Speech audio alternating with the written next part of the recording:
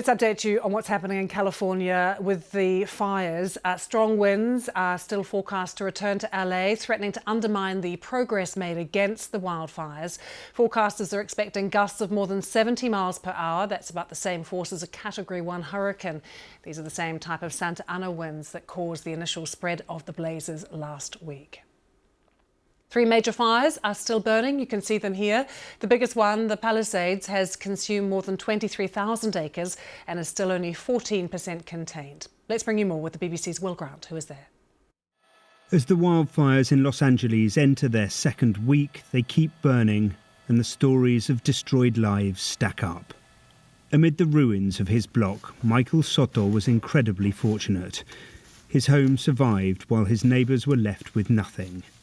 Now he stands guard to protect what he still has from looters, patrolling a devastated neighborhood. I moved to this area, for my kids to have a better upbringing for them and for them to have a better future. It was a beautiful community, it was mixed, it was nice. Everyone, looked at each other, waved and all that, so it was just nice. I wanted my kids to have a better future for themselves. But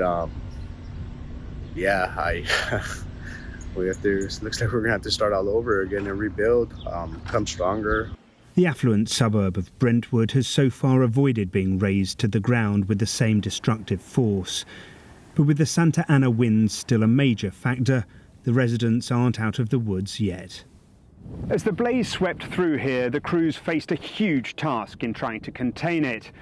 The aim now is to protect these vulnerable homes and communities that lie below the line. In essence, to make sure there are no smouldering embers that could kick up into the winds and spark fresh fires. Meanwhile, help has arrived from across the border.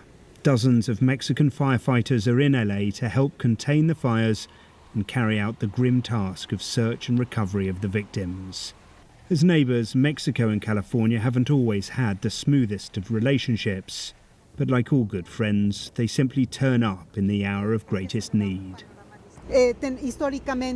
Historically, Mexico has been a government and people of great solidarity. And this is a moment to build closer ties and to show that no border can separate us.